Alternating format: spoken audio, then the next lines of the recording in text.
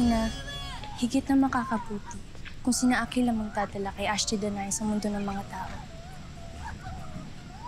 Ngunit ano nga ang dahilan kung bakit ayaw mo siya Asti Perena mo? Kapatid namin siya, Tira. Kaya tama lang na siya ang maghatid kay Danaya. Ngunit, Ina, Anak, may iba pa bang dahilan kaya tumututol ka?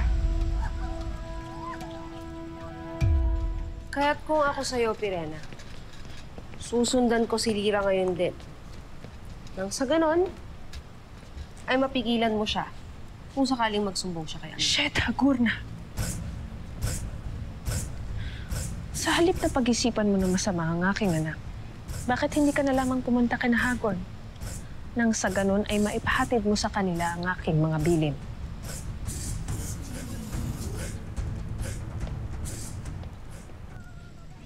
Anak. Kapatid kong tulad ko, nag-aalala ka kay Ashti Danaya mo. Pero payapain mo ng loob mo. Dahil hindi ko naman kinuha sa kanya ang kanyang brilyante. Dahil alam kong magagamit niya to para pangalagaan ang sarili niya sa mundo ng tao. Ngayon, anak. Nag-aalala ka pa rin ba?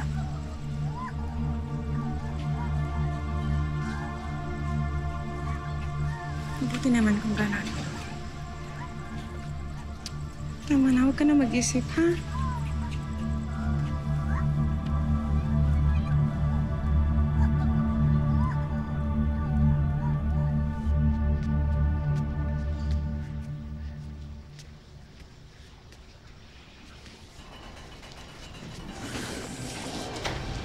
Sangga. Hale,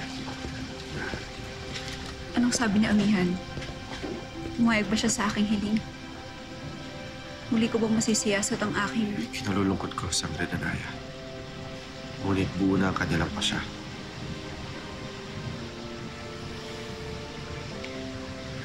Tuloy na nga ang aking parusa. Papatapon na nga ako sa mundo ng mga tao. Ganun na nga, Danaya. At ako ang maghatid sa'yo.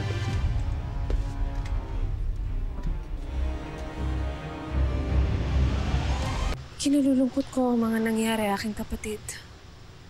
Ngunit ito lamang ang magagawa ko para sa'yo. Ang samahan at ihatid ka sa iyong paroroonan. Sangre Perena, maaari ba akong... Kaya ko na ito, Akil. Danaya, handa ka na ba?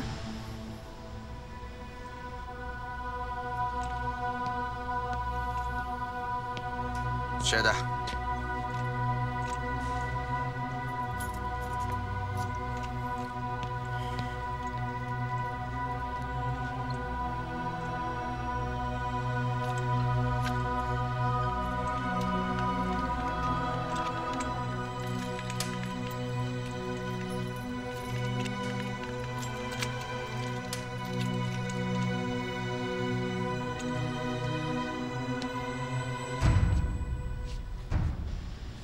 Gawin mo ang nais mo, Perena.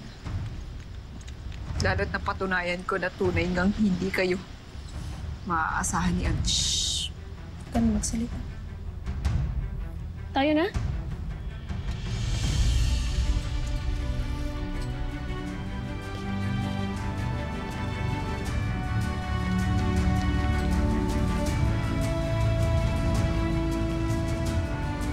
Paalam, Sangre Danaya.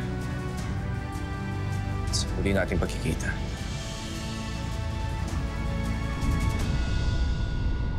Bakit ka naparito, Gurna? Ano ang iniutos sa'yo ni Pirena? Ibig niyang maghanda kayo, Panginoon. Dahil patungo ngayon si Pirena at si Danaya sa mundo ng mga tao. Astamon Voyanazar.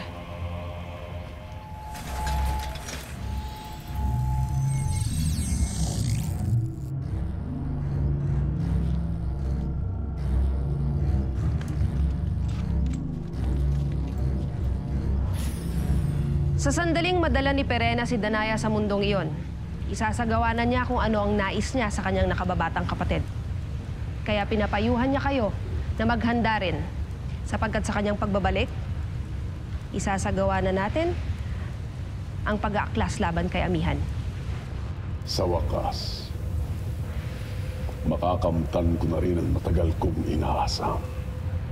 Agane, ihanda mo ang mga hator. Masusunod, Panginoon. Ngunit Gurna, ano bang binabalak ni Perena kay Danaya sa sandaling makarating sila sa mundo ng mga tao? Kailangan pa bang itanong yan, Agane?